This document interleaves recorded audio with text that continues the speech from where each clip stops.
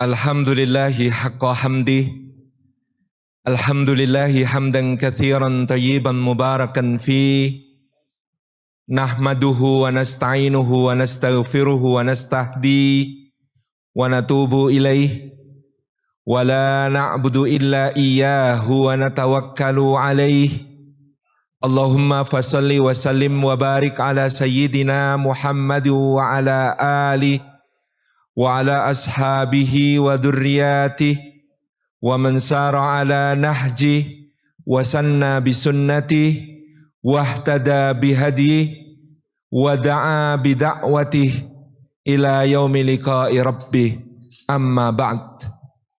Hadratal afadil, hadratal mukarramin yang kita takzimi, Ketua Dewan Pembina Yayasan Badan Wakaf Sultan Agung, Ayahanda Ashar Kombo, yang kita hormati Ketua Yayasan Badan Wakaf Sultan Agung, Ayahanda Al-Habib Hasan Toha Putra, beserta seluruh jajaran pengurus yayasan, dan yang istimewa Sekretaris Yayasan Bapak Dr. Didi Ahmad Supadi yang hari ini memberikan kepada kita hadiah yang sangat berharga berupa sebuah buku Merentas Jalan Menuju Umat Berkeadaban. InsyaAllah menjadi buku yang barakah, merekam sejarah yang membuat kita hari ini maupun anak-anak kita ke depan tahu kemana kelak melangkah. Yang kita hormati Rektor Universitas Sultan Agung, Universitas Islam Sultan Agung, Profesor Dr. Haji Gunarto, yang qadarullah wa masya'afa'al sedang terbaring sakit. Kita mendoakan syafahullahu syifaan ajilan, syifaan taman, syifaan la yughadiru saqaman. InsyaAllah mudah-mudahan segera sehat, pulih lebih baik daripada sebelumnya, dan bisa bersama dengan kita makin banyak hal yang bisa dikontribusikan untuk umat dan bangsa.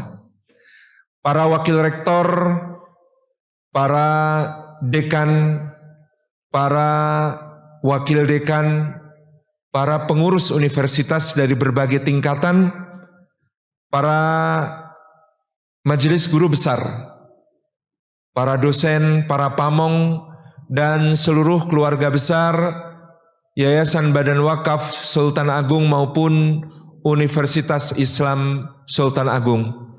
Dengan penuh kebanggaan kami turut bersyukur tadi disampaikan oleh Habib Hasan Toha Putra setelah Rumah Sakit Islam Sultan Agung hadir di Banjarbaru,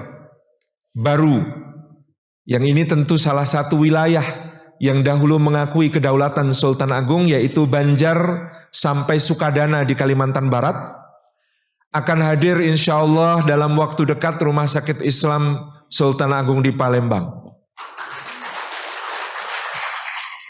Yang sama seperti Banjar, kalau di Sumatera, maka Palembang dan Jambi juga menjadi salah satu fasal daulat dari Sultan Agung di zamannya.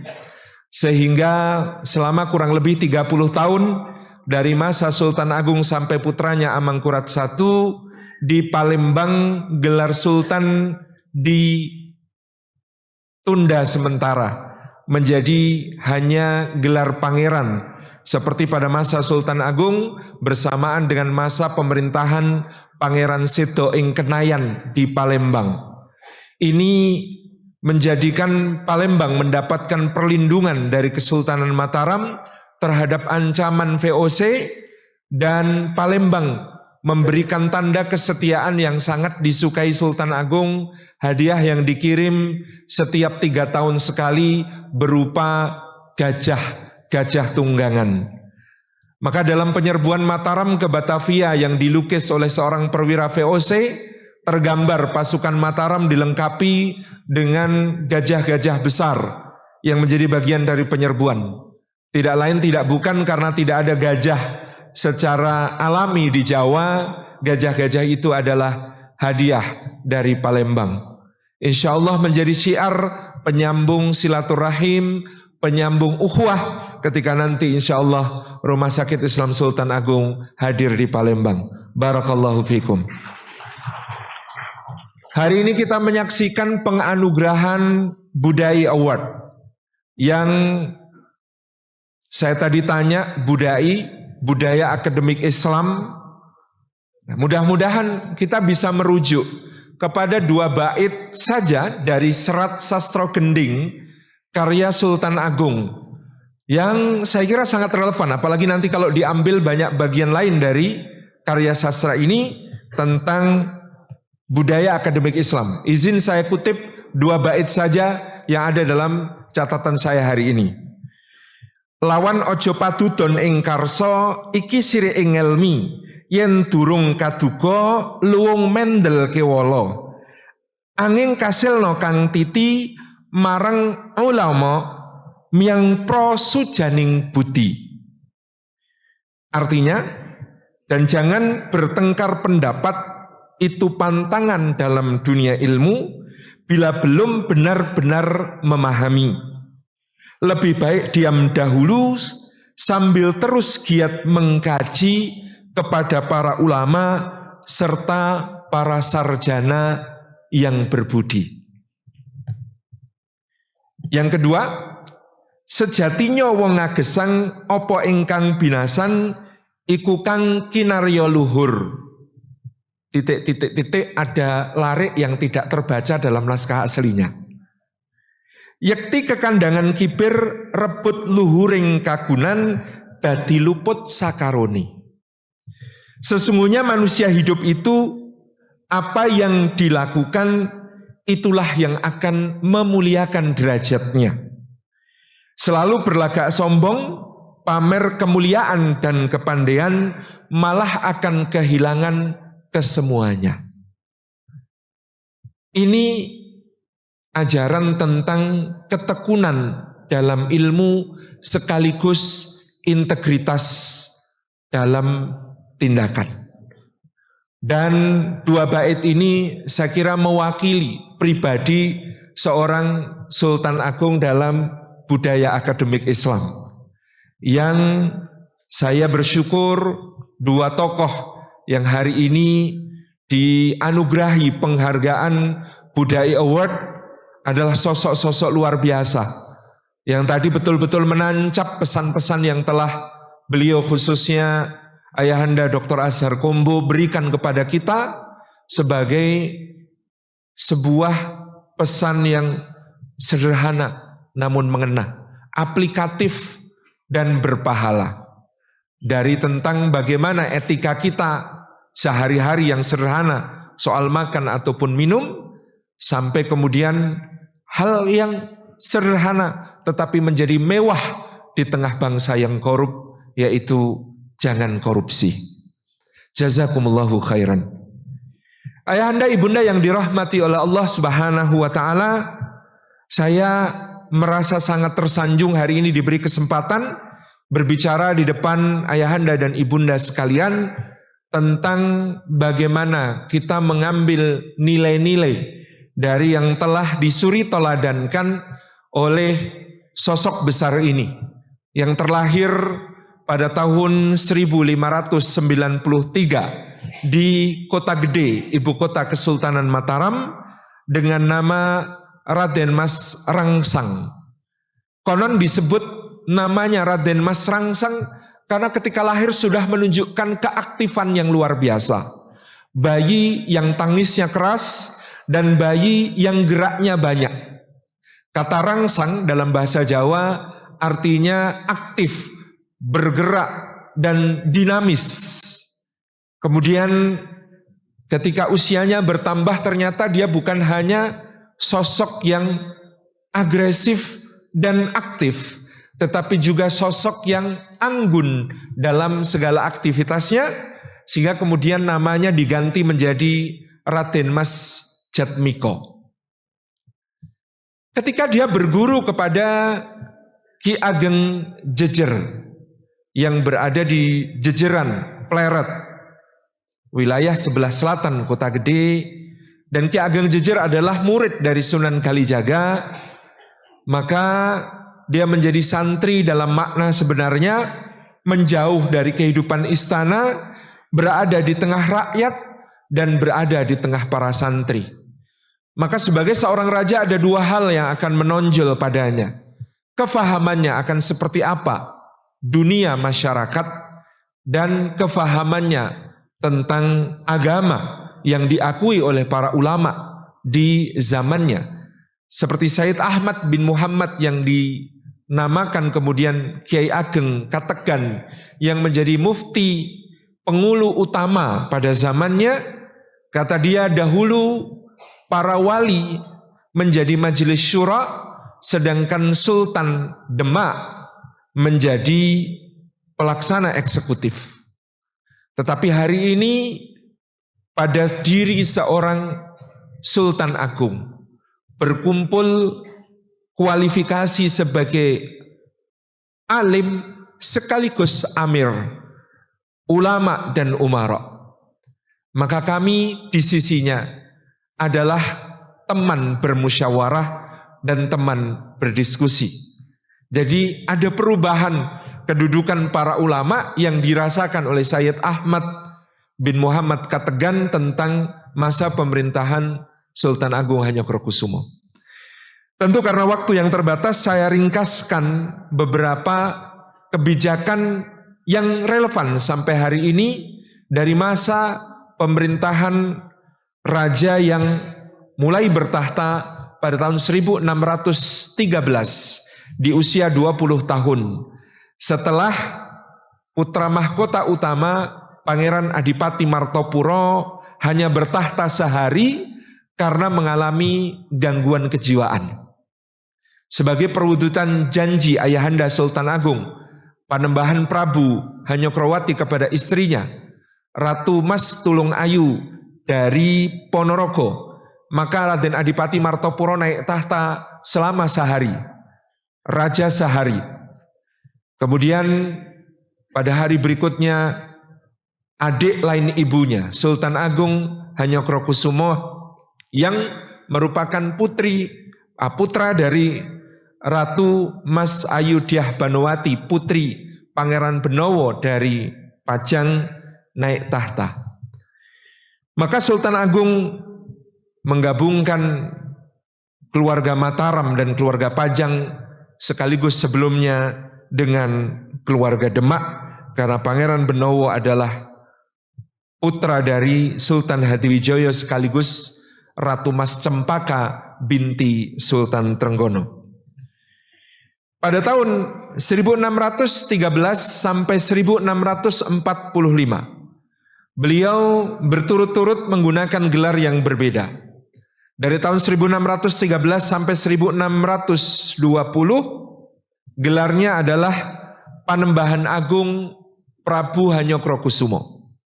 Pada tahun 1620 dia menggunakan tambahan gelar Susuhunan Adi Prabu Hanyokrokusumo. Dan pada tahun 1641 ketika utusan-utusan yang dikirimnya kembali dari Makkah dengan membawa gelar Sultan yang resmi dari Syarif Makkah Zaid bin Muhsin Al-Hashimi yang atas nama Murad keempat dari Turki Utsmani menganugerahkannya gelar Sultan, maka dia kemudian dikenal sebagai Sultan Abdullah Muhammad Maulana Matarami Al-Jawi Adi Prabu Hanyokrokusumo Khalifatullah. Beberapa poin yang menarik dari Sultan Agung dalam kebijakannya. Yang pertama, kesadarannya akan bahaya penjajahan. Dan ini yang paling banyak diajarkan kepada kita dalam pendidikan sejarah. Bagaimana 2 kali penyerbuan Sultan Agung ke Batavia menjadi sebuah titik perubahan zaman yang mempengaruhi masa-masa berikutnya. Yang kedua, penataan wilayah-wilayah untuk melayani. Yang ketiga, membangun persatuan dan kesatuan umat di pesisir dan pedalaman. Yang keempat, syiar dakwah yang dipadukan dengan budaya. Yang kelima, hijrah dan membangun ketahanan pangan. Yang keenam, membangun persaudaraan dan persahabatan dengan wilayah-wilayah lain. Yang ketujuh, membangun wawasan keumatan internasional. Yang pertama, ayah bunda yang dirahmati Allah, Bapak Ibu sekalian, kesadaran akan bahaya penjajahan menjadikan Sultan Agung begitu bersemangat untuk segera menyatukan seluruh Jawa. Begitu Jayakarta jatuh ke tangan VOC pada tahun 1619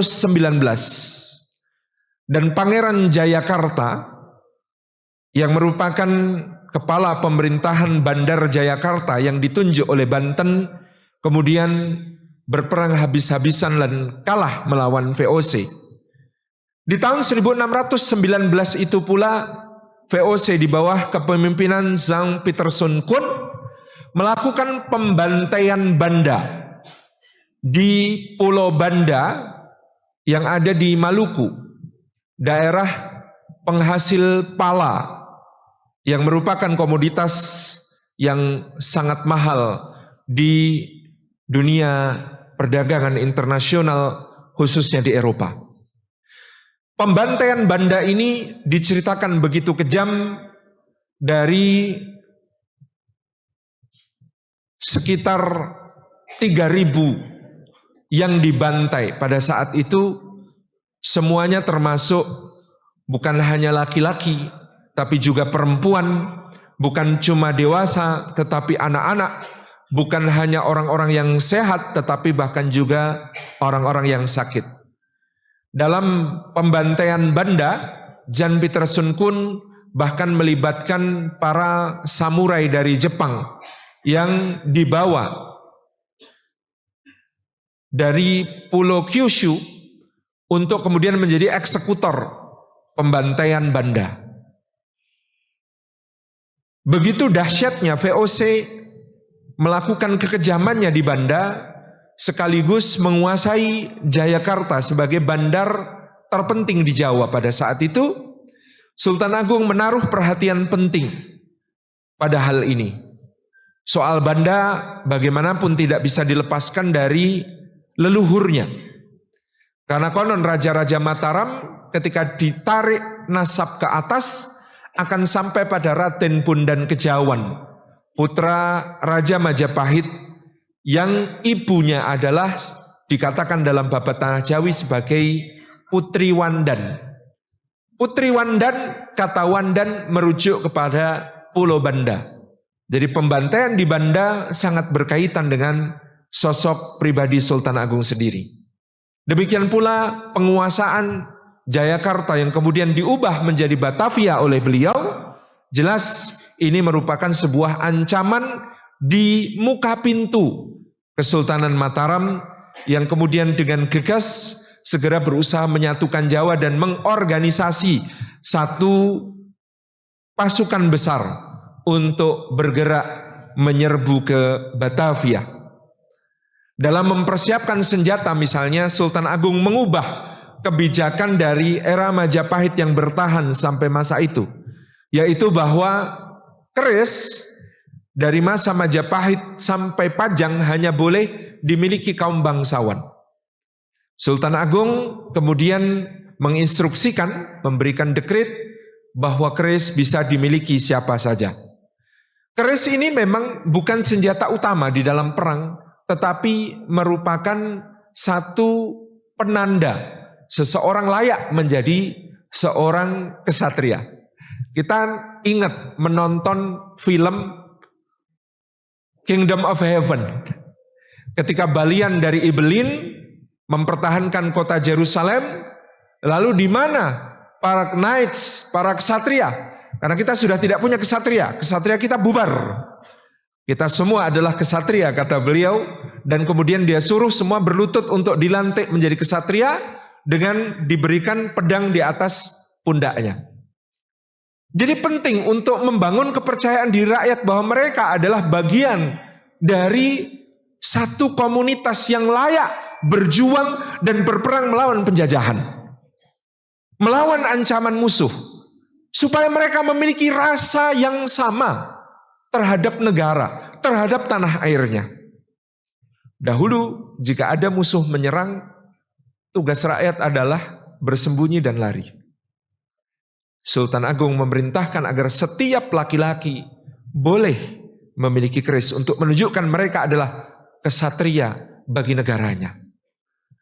Ada sebuah rintisan menuju egalitarianisme yang beliau bangun, agar setiap rakyat merasa sebagai kesatria yang memiliki negerinya secara utuh, bukan menumpang kepada para bangsawan yang memiliki tanah-tanah dan lahan-lahan, tapi mereka adalah pemilik sah negeri, sehingga memiliki keris bagi masing-masing itu menjadi sebuah penanda penting bahwa setiap rakyat memiliki negerinya. 800 empu pakelun dikerahkan untuk melakukan produksi massal keris-keris yang akan dibagikan kepada setiap rakyat yang bersedia bergabung menjadi pasukan tempur ke Batavia. Ke 800 empu pakelun ini yang disebut sebagai Empu Sadomas karena beranggotakan 800 orang, dipimpin oleh 8 empu utama, antara lain Empu Kalianjir, Empu Legi, Empu Umayi, Empu Pangeran Supo Anom atau Kinom, dan empu-empu lain yang ada di sisi Sultan sendiri. Pasukan kemudian dibentuk dan sebagai panglima utama dalam penyerbuan ke Batavia di tahun 1628 adalah Tumenggung Baurekso dari Kendal, dekat sekali dengan Unisola, dari Kendal, yang pernah memiliki prestasi besar Tumenggung Baurekso dalam menaklukkan Banjar dan Sukadana. Tumenggung Baurekso nantinya akan syahid di pintu gerbang benteng Hollandia di Batavia. Namanya akan harum sebagai bunga bangsa. Inilah pasukan pertama yang dibentuk, yang kemudian disusul pasukan reinforcement yang kuat di bawah kepemimpinan para Pangeran Mataram, Kiai Dipati Mandurorejo, Kiai Dipati Uposonto, dan beberapa pangeran yang lain. Di tahun 1629, gempuran kedua pasukan Mataram dengan mengevaluasi bahwa kelemahannya adalah logistik, persediaan bahan pangan bagi prajurit yang berperang, maka dibangun lumbung-lumbung di daerah Kerawang dan kepemimpinan pasukan diserahkan kepada Dipati Ukur dari Bandung. Dipati Ukur yang memiliki jasa di dalam menaklukkan seluruh wilayah Priangan sampai ke batas Banten hari ini untuk Mataram. Penyerbuan ke Batavia di tahun 1629 ini juga mengalami kegagalan karena logistik. Lumbung-lumbung yang disiapkan Mataram di Kerawang berupa gudang-gudang beras ditembaki oleh VOC dari lautan dengan kapal-kapal besarnya sehingga terbakar dan hancur, dan pasukan Mataram yang sebenarnya masih sangat bersemangat mengepung benteng Bomel di Batavia terpaksa harus ditarik mundur. Tetapi hari itu Sultan Agung sudah memberikan sebuah sikap yang akan diteladani oleh para pahlawan di era berikutnya, bahkan juga dari keturunannya. Pahlawan-pahlawan di Jawa dan Madura seperti Trunojoyo, Untung Suropati, Pangeran Mangkubumi, hingga cucunya yang ke-11, Pangeran Diponegoro.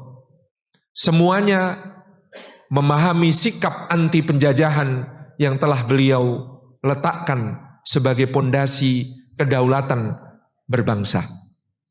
Ini tentu yang menjadikan pemerintah Republik Indonesia menganugerahkan gelar pahlawan nasional kepada Sultan Agung Hanyokrokusumo, Bukan hanya karena amalnya pada saat itu, tetapi apa yang dilakukannya telah menjadi jariyah karena menjadi suri teladan bagi para pahlawan di zaman berikutnya.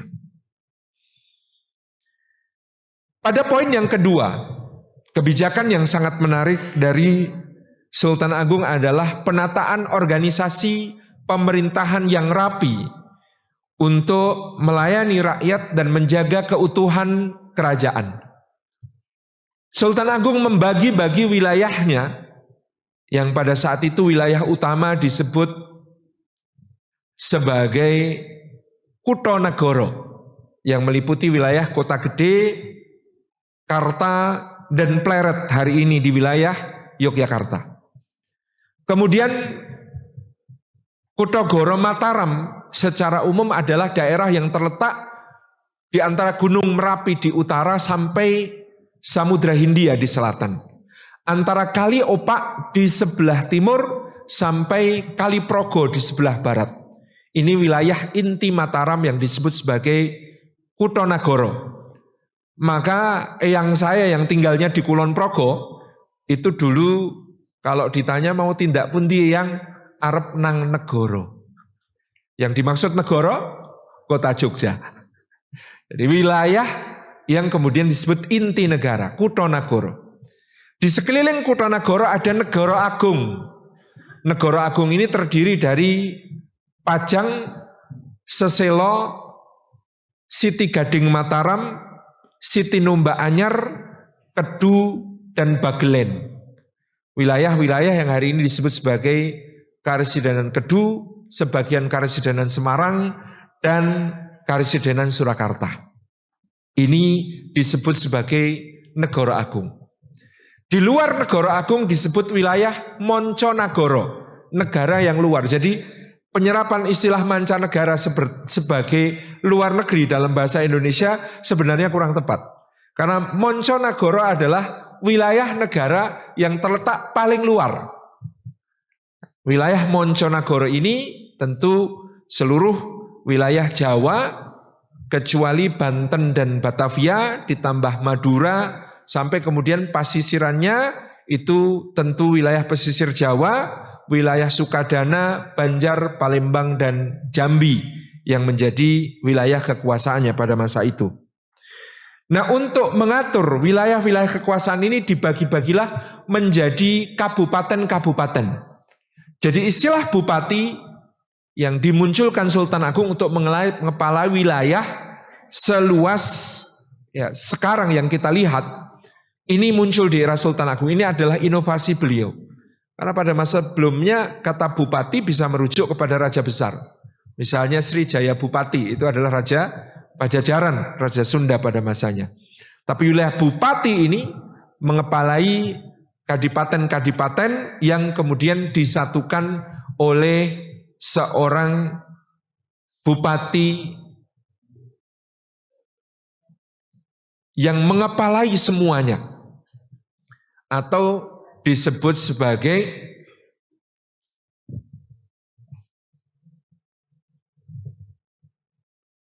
seorang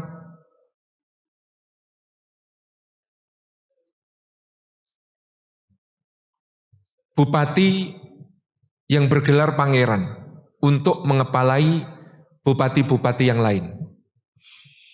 Untuk wilayah timur yang ditunjuk adalah Pangeran Pekik dari Surabaya yang diangkat pula menjadi adik ipar beliau. Untuk wilayah tengah yang diangkat adalah Tumenggung Baurekso yang tadi kita sebut. Untuk wilayah barat yang diangkat adalah Pangeran Ranggagede kemudian digantikan oleh Dipati Ukur dari Bandung. Semuanya mengepalai wilayah Wedono Wetan, Wedono Tengah, Wedono Kulon. Nah, Bupati Wedono bergelar pangeran ini setara dengan gubernur di zaman kita.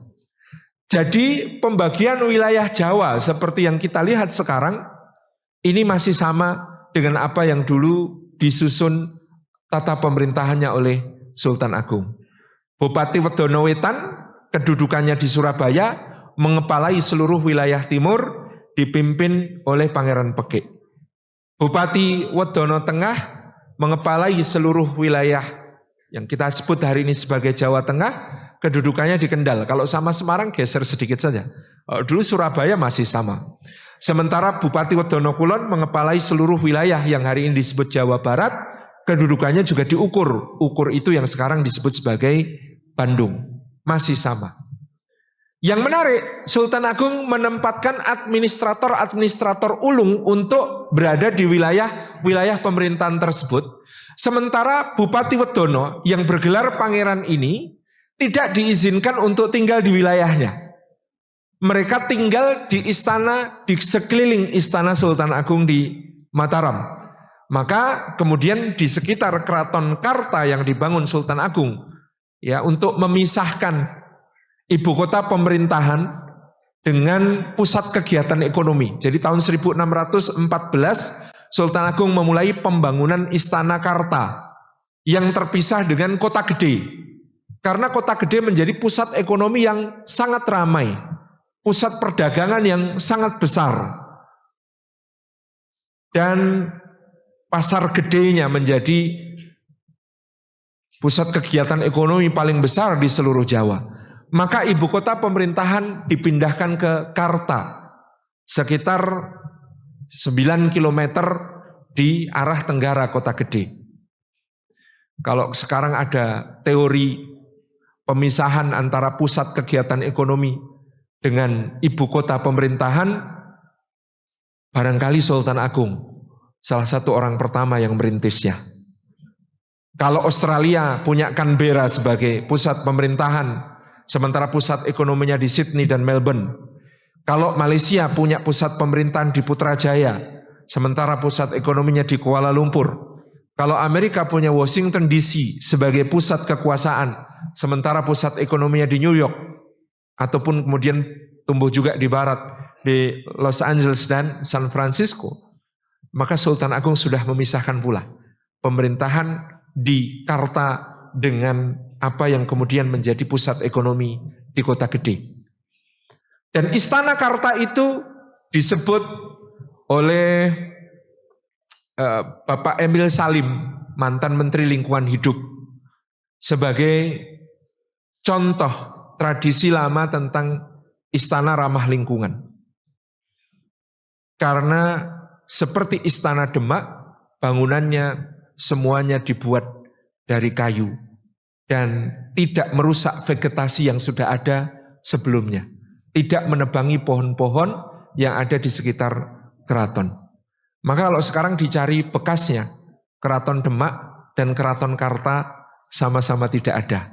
Karena terbuat dari kayu.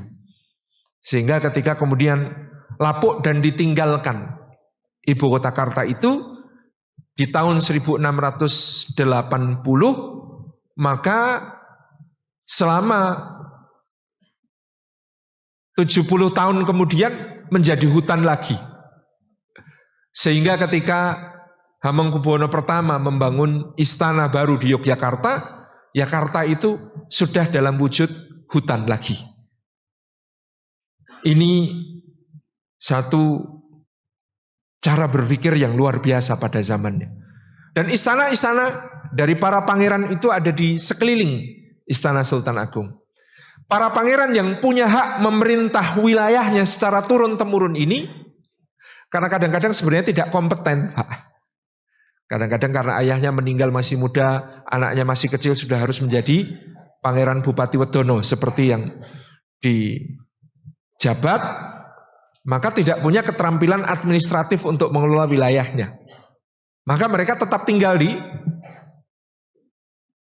sekitar Istana Karta, sementara yang mengatur wilayah pemerintahan di daerahnya adalah administrator pilihan yang kemudian dipilih secara meritokratif oleh Sultan Agung.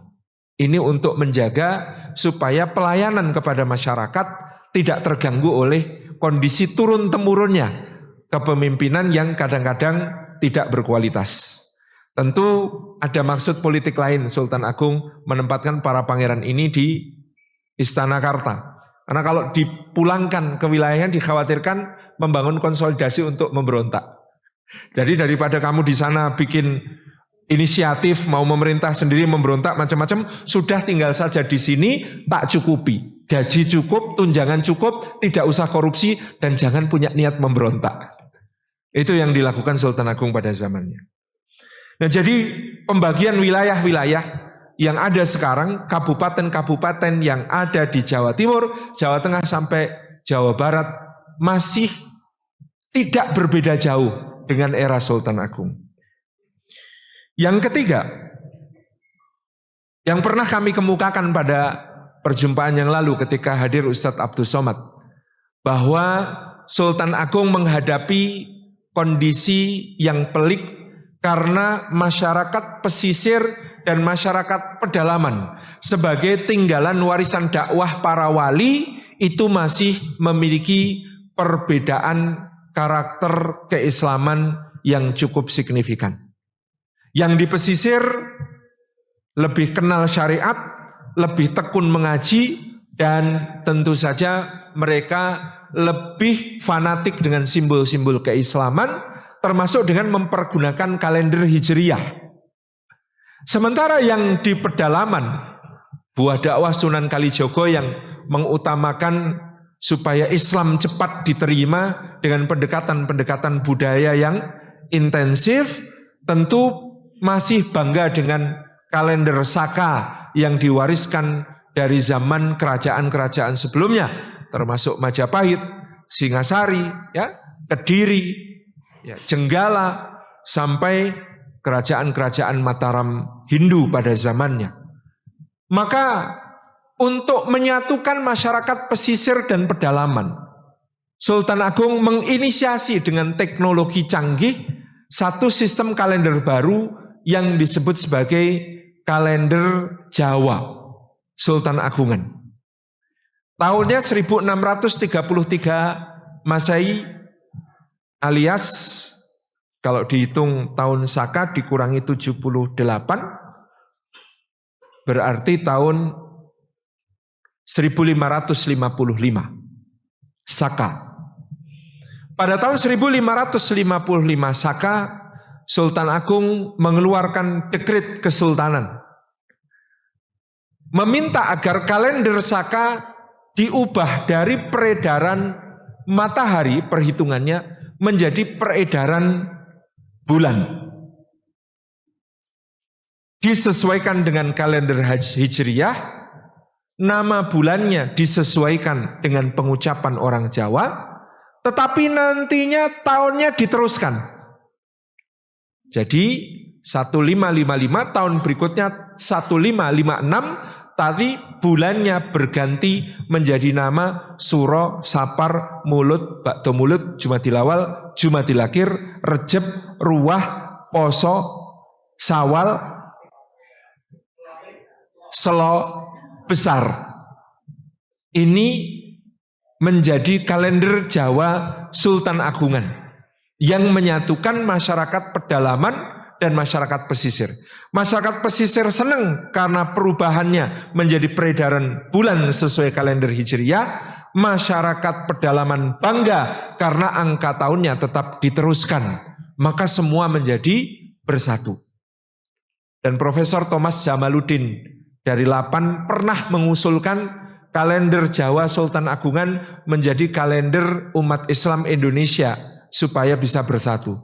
Kenapa? Karena beliau menghimpun data dari tahun 1950 sampai tahun 2000. Kalender Sultan Agungan dalam menentukan 1 Ramadan, siji poso, 1 Syawal, Idul Fitri, dan awal Dzulhijjah hampir selalu. Dan paling akurat menyesuai ru'yatul hilal dibandingkan kalender-kalender hisab yang lain.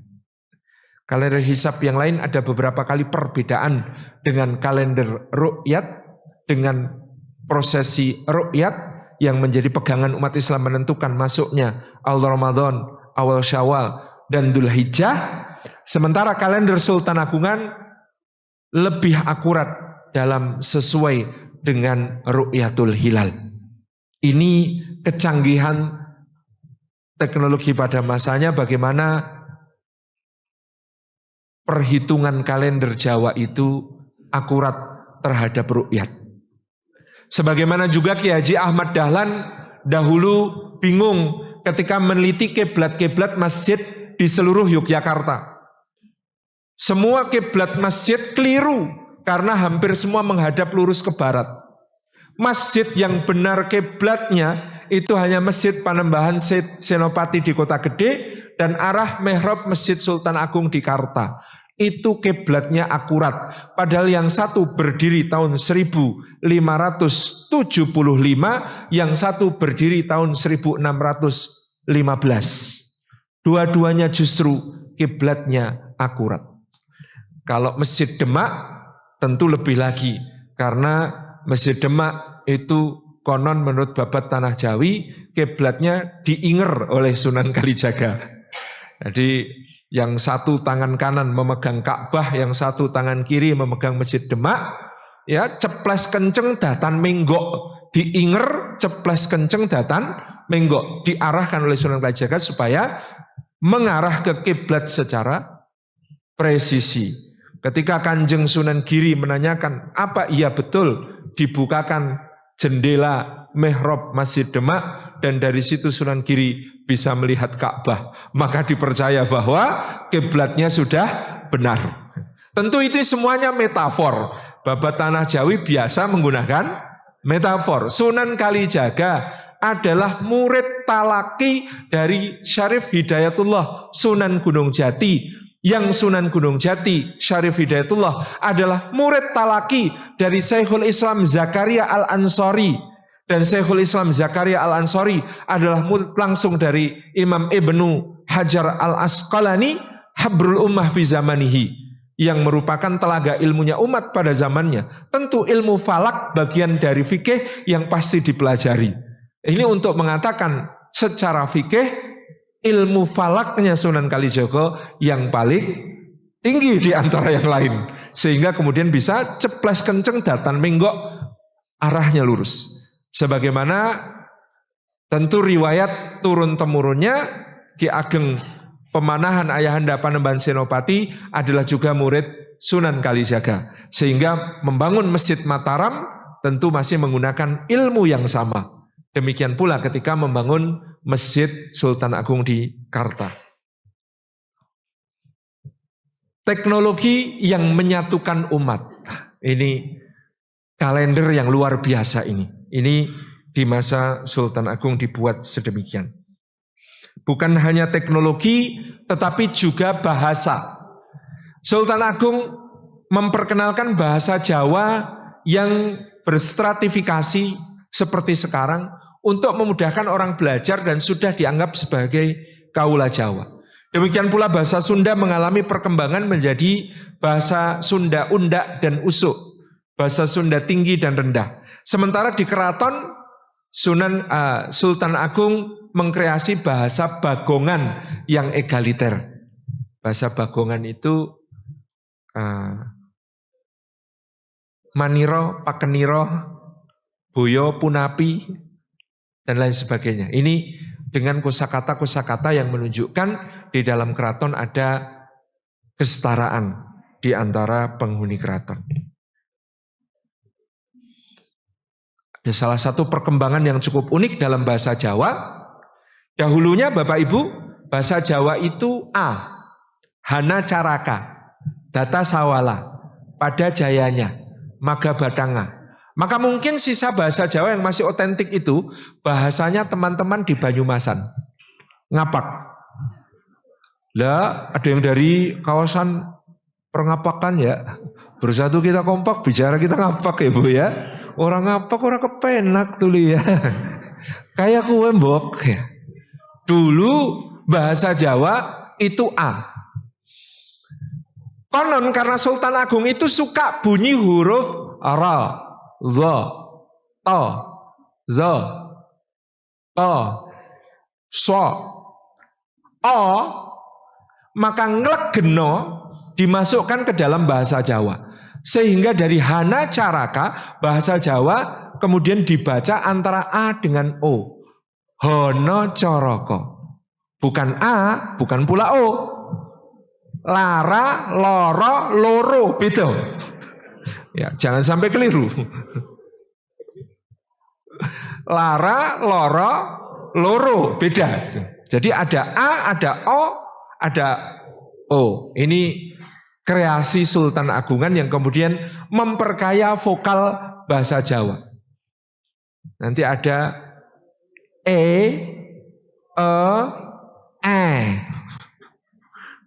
itu juga pemerkayaan vokal yang luar biasa. Hanya bahasa Jawa. Dan kemudian gara-gara Sultan Agung belajar bahasa Jawa itu seperti belajar 3 bahasa. Ngoko, madya, kromo. Karena 3-3-nya beda kosakata seringnya. Yang keempat, syiar dakwah yang dipadu dengan budaya dalam banyak aspek. Dari makanan, Sultan Agung mengkreasi makanan-makanan yang menjadi syiar untuk mengingatkan tentang nilai-nilai Islam. Ada ayam dimasak ingkung. Ingkung itu eling manekung, ingat untuk selalu taat kepada Allah. Maka ayamnya dimasak utuh, bentuk ayamnya diikat seperti orang yang sedang sujud. Ingkung. Jadi kalau ada ingkung ikatannya dilepas, itu ingkung bid'ah. Karena ingkung yang asli eling manekung posisinya seperti orang sujud. Untuk melengkapi ingkung, nasinya sego wudu. Nasinya harus berwudu. Semuanya suci dan putih. Nasinya beras putih dimandikan dengan santan berwarna putih. Nasinya disebut sego wudu. Kalau jadi nasi uduk pakai sambal jengkol, semur jengkol, ini tentu distorsi lagi. Tetapi dulu nasinya wudu, ayamnya ingkung, dan sambelnya itu pelengkapnya sambel gepleng. Dari kedelai, ikan asin, ya, bawang, cabai, garam ditumbuk. Sambelnya gepleng. Kenapa digepleng? Karena kalau sudah wudu seperti nasinya, ingkung ingat untuk beribadah sholat seperti ayamnya, maka harus gepleng, sergep, geleng-geleng, la ilaha illallah, la ilaha illallah. Jadi dalam satu kuliner ada wudhu toharohnya, ada salatnya, ada zikirnya. Nah, di pasukan Mataram ketika menyerbu ke Batavia, ngecamp di satu tempat yang kemudian disebut sebagai Mataraman, kampung Matraman di Jakarta Timur sekarang.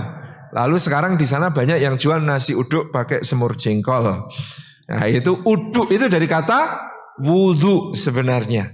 Tentu karena bahan yang ada di sana diantaranya banyak jengkol lalu dikasih lauk jengkol. Nah, jadi ada penyimpangan di situ dari makna asli tentang mengingatkan untuk sholat.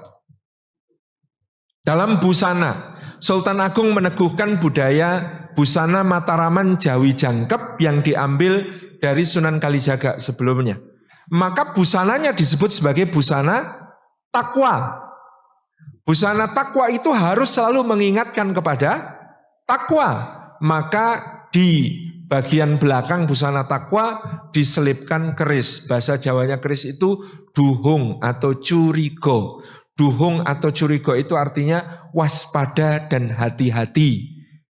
Itu adalah makna takwa seperti dalam dialog Sayyidina Umar dengan Ubay bin Ka'ab. Wahai Ubay, apakah takwa itu? Kata Ubay bin Ka'ab, wahai Amirul Mukminin, pernahkah kamu berjalan di satu tempat banyak durinya, banyak onak, banyak jebakan sinarnya remang-remang? Kata Sayyidina Umar, pernah. Apa yang kau lakukan ketika itu? Kata Sayyidina Umar, aku hati-hati. Kata Ubay bin Ka'ab, itulah takwa. Maka takwa dalam busana takwa ada di keris. Curiga, duhung artinya waspada dan hati-hati. Busana takwa itu di bagian bawah dibebet. Ada yang di perut dan di bawah perut harus dibebat. Maka makna takwa di situ adalah wa man khafa maqama rabbih wa nahan nafsa 'anil hawa fa innal jannata hiyal ma'wa. Di surah An-Nazi'at ayat 40-41, dan adapun orang yang takut kepada keagungan Tuhannya dan mencegah diri dari keinginan hawa nafsunya, maka surgalah tempat tinggalnya. Bebet. Bebet itu diikat dengan sabuk yang berupa, ya, ada stagennya, ada kamusnya, ada timangnya. Sabuknya disebut kamus timang. Karena yang bisa mengikat seseorang adalah kamus timang, ilmu. Kenapa kamus? Karena ilmu pertama yang diajarkan kepada Nabi Adam oleh Allah sehingga unggul di atas semua malaikat adalah kosakata. Wa 'allama Adamal asma'a kullaha. Sementara kenapa timang? Karena untuk berilmu utlubul ilma minal mahdi ilal lahdi. Tuntutlah ilmu dari timangan sampai ke liang lahat. Pakaiannya disebut surjan, sirojan, sesuatu yang menjadi pelita. Orang bertakwa maka dia bercahaya. Di sini ada 6 kancing menyimbolkan rukun iman. Di tangan ada 5 kancing menyimbolkan rukun Islam. Dulu disebut udeng, ikat yang dipelipet dari kain yang kalau soheh, kecuali kalau beli di teras Malioboro itu banyak blangkon yang tidak soheh. Kalau kita pesan ke pembuat blangkon yang melayani pesanan dari keraton, itu pasti soheh. Jumlah lipatan blangkon itu wajib 17. Jadi besok kalau beli blangkon dihitung. Kalau tidak 17, oh tidak soheh pak.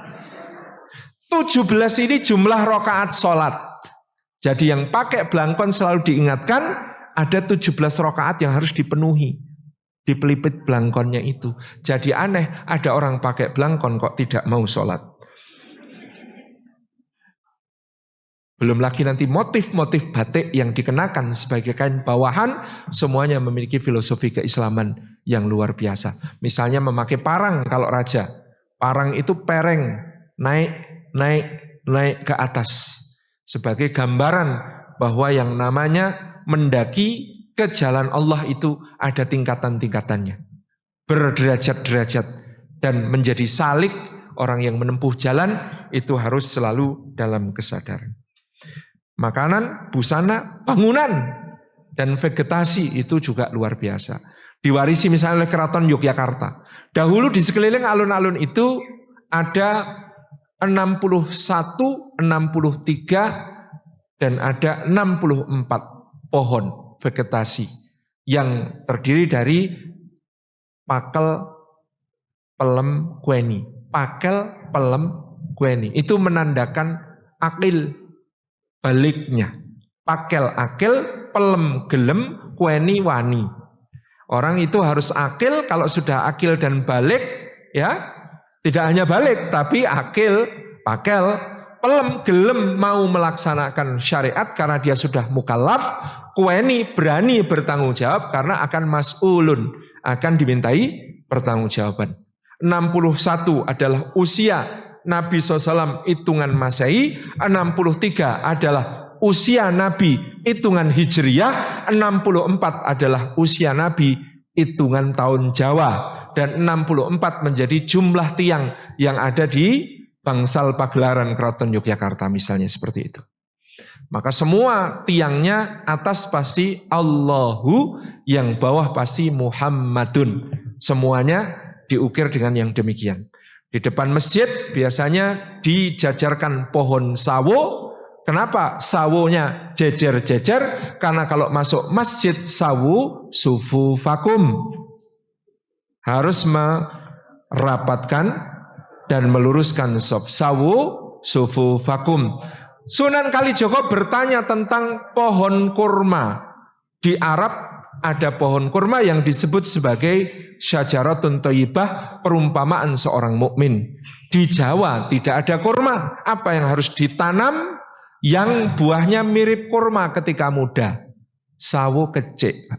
Panjenengan kalau daru top rasanya dengan sawo kecik 11-12. Maka pohon sawo kecik itu ditanam sebagai lambang seorang mukmin. Seorang mukmin itu sawo kecik, sarwo becik. Dari atas sampai bawah semuanya adalah kebaikan. Kalau masuk ke masjid gede Kauman ada biasanya pager. Pagernya itu ukirannya bagian atas buah waluh. Pagernya orang mukmin dari api neraka itu waluh, kul huwallahu ahad. Waluh, wallah.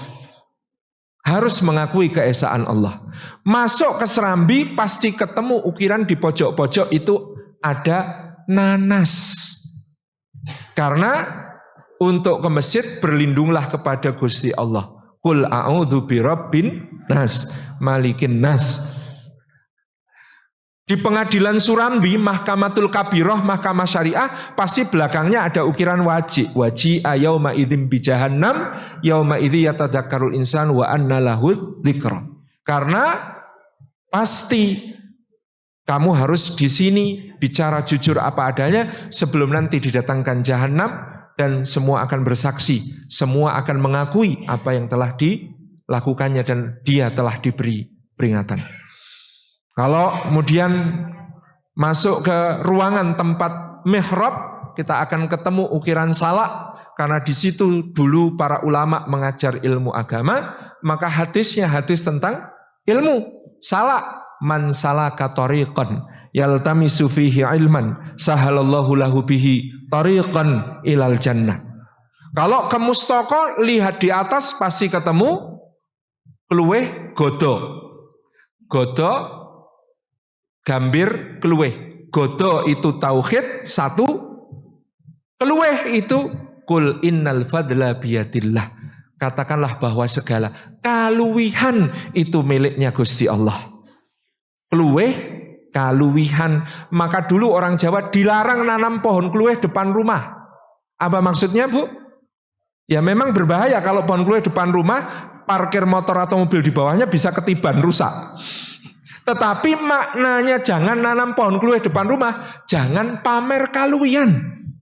Jangan memamerkan kelebihan. Maka kalau nanam keluweh di belakang rumah, tapi kalau ada bencana dipersilakan memasak sayur lodeh keluweh untuk tolak bala. Maksudnya tolak bala menanam memasak sayur lodeh keluweh untuk tolak bala, artinya berbagi kelebihan kepada tetangga. Karena sedekah adalah amal yang menolak bencana. Ini yang tidak paham dikira klenik. Padahal ini adalah ajaran agama dalam limbang-lambang simbol-simbol. Buku bisa dibakar, ulama bisa dibunuh, tapi ajaran yang diturunkan dalam simbol-simbol diwarisi turun-temurun akan bertahan sampai hari ini. Maka simbol tata kotanya keraton, masjid, alun-alun, pasarnya agak pisah, Pak.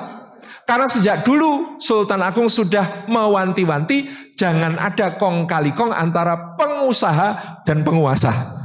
Pertemuan antara pengusaha dan penguasa harus melewati alun-alun, pengawasan rakyat terlihat dari masjid diawasi oleh ulama. Semuanya tersistem dengan sangat baik.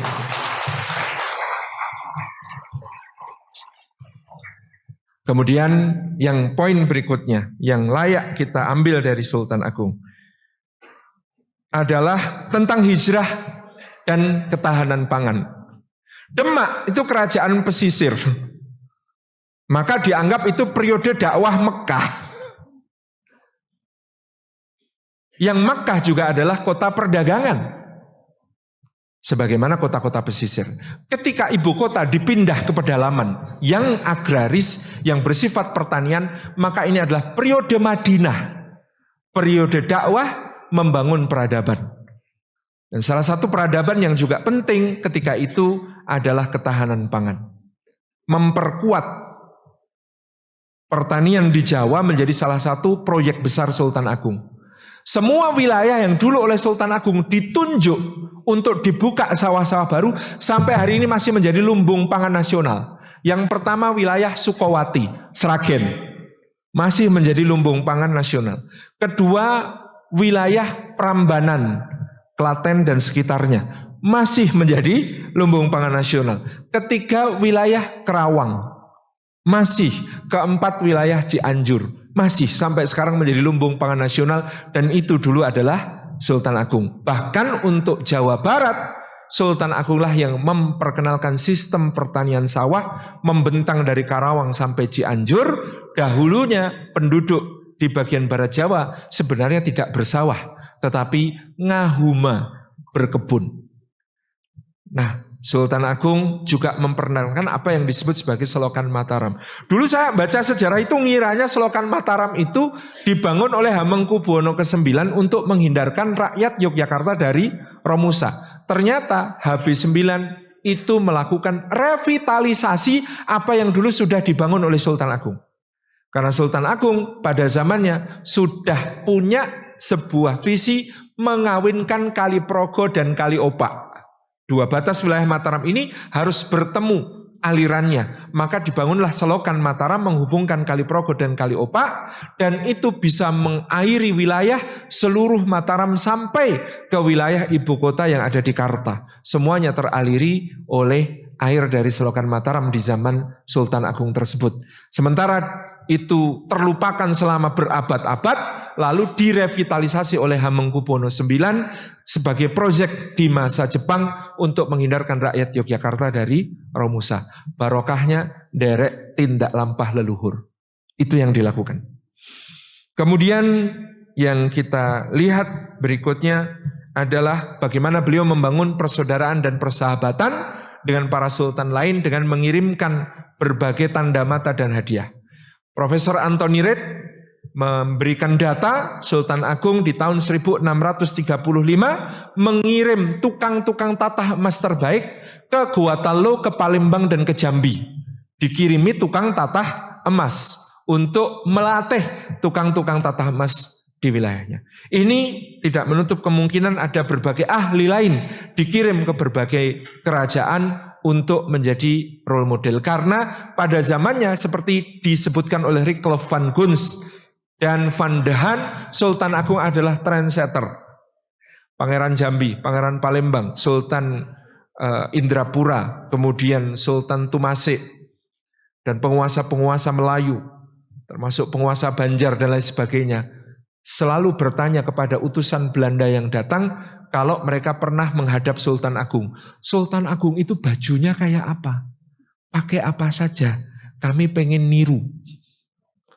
Trendsetter, busana dan gaya hidup pada zamannya. Itulah yang beliau lakukan.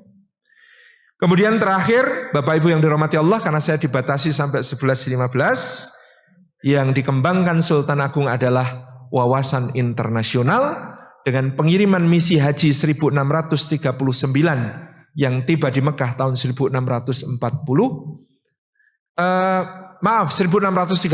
dan tiba di Mekah tahun 1639.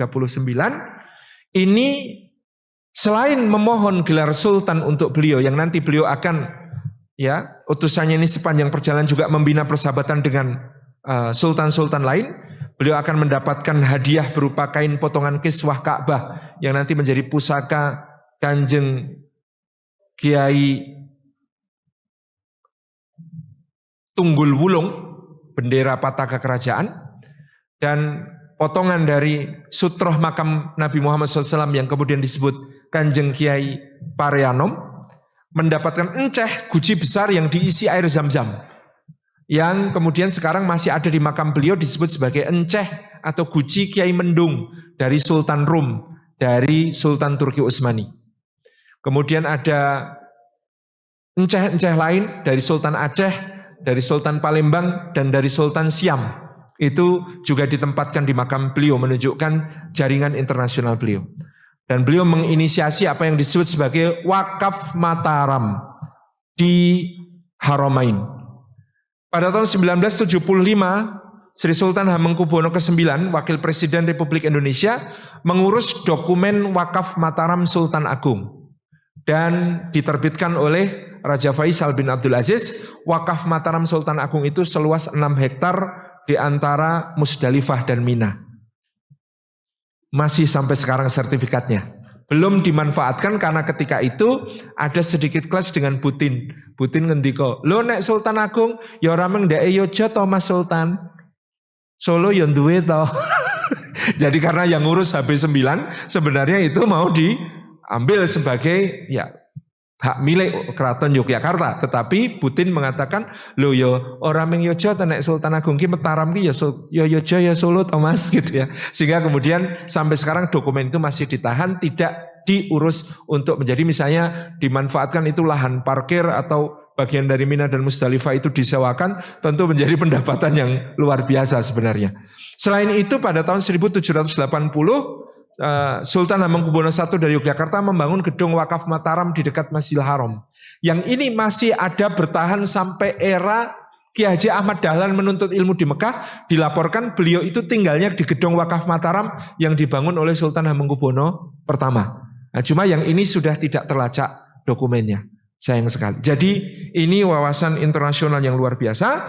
Beliau kemudian ya mendapatkan tarbus, mendapatkan gelar sultan seperti tadi yang sudah kita sebut, dan kemudian sampai sekarang meninggalkan jejak warisan yang tidak terlupakan sebagai salah satu raja terbesar di Nusantara. Mudah-mudahan pembelajaran kita tentang Sultan Agung yang ringkas ini bermanfaat. Jazakumullah khairan. Wassalamualaikum warahmatullahi wabarakatuh.